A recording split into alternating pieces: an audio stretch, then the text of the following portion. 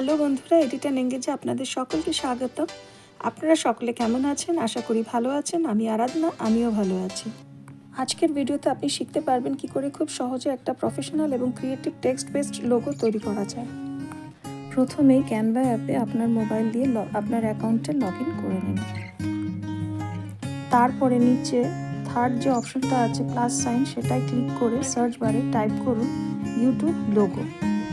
তখন সাথে সাথেই আপনার স্ক্রিনে দেখতে পাবেন YouTube channel logo 800x800 pixel. এটা সিলেক্ট করুন। এটা ক্লিক করলে সঙ্গে সঙ্গে আমাদের সামনে লোগো ডিজাইন করার জন্য একটা ব্ল্যাঙ্ক পেজ আসবে। আর টেমপ্লেট সেকশনে অনেকগুলি প্রি ডিজাইন লোগো শো হবে। এখান থেকে আপনার পছন্দ মতো একটি টেক্সট লোগো সিলেক্ট করে আপনি ডিজাইন করতে পারেন। এখন লোগো টেমপ্লেট সেকশন থেকে আমরা এই হোয়াইট কালারের টেক্সট বেসড ডিজাইন লোগোটা সিলেক্ট করলাম। এটা আমাদের পেজে চলে এলো। এই ডিজাইনটাকে আমরা আমাদের প্রয়োজন মতো কাস্টমাইজ করে নেব। প্রথমেই টেক্সট বক্সে ক্লিক করে আপনার ব্র্যান্ডের নাম বা পছন্দ মতো টেক্সট লিখুন। আমি এখানে আমার চ্যানেলের নাম এডিটর এঙ্গেজ চেঞ্জ করছি বা টাইপ করছি। যে টেক্সট বক্স দেওয়া আছে, আমরা একটা একটা করে বক্সগুলোকে ক্লিক করে আমাদের প্রয়োজন মতো চ্যানেলের নাম বা ব্র্যান্ডের নাম আমরা এখানে টাইপ করে নেব। ডিজাইনটার ঠিক নিচে যে মেনুটা আছে সেখান থেকে আমরা টেক্সটের কালার, ফন্ট এবং সাইজ চেঞ্জ করতে পারবো। এবার এই আইকনটাকে ক্লিক করলে সাথে সাথে আমাদের সামনে কালার প্যালেট ওপেন হয়ে গেল। এডিট লেখা টেক্সট বক্সটাকে সিলেক্ট অবস্থায় কালার প্যালেট থেকে গ্রিন কালারটা সিলেক্ট করলাম এবং এডিটের কালার চেঞ্জ করে দিলাম। এঙ্গেজ লেখা টেক্সট বক্সটাকে সিলেক্ট অবস্থায় কালার প্যালেটে গিয়ে পার্পল কালারে ক্লিক করলে এঙ্গেজ লেখা পার্পল কালারের হয়ে গেল।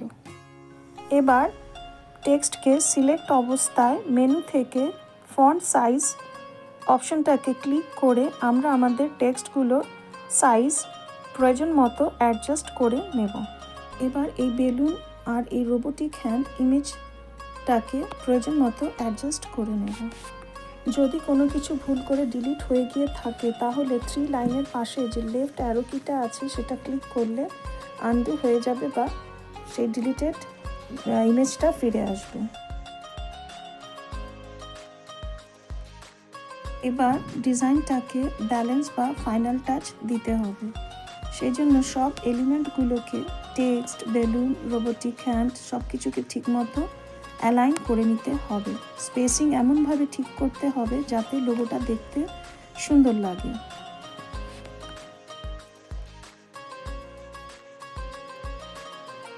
এবার ফাইনালি সমস্ত এলিমেন্টগুলোকে ধরে ধরে আমরা অ্যালাইন করে নেব বা সুন্দর করে সাজিয়ে নেব যাতে দেখতে সুন্দর লাগে।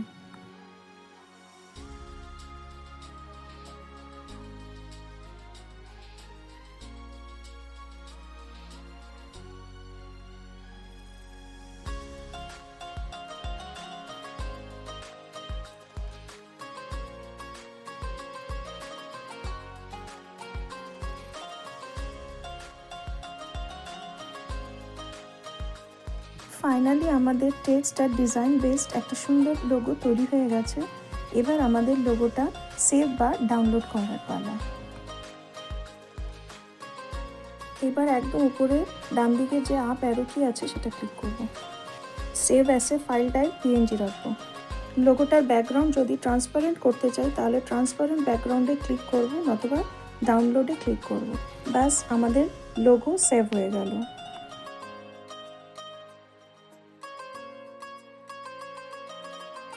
এবার ফোনের গ্যালারি থেকে দেখব লোগোটা কেমন হয়েছে।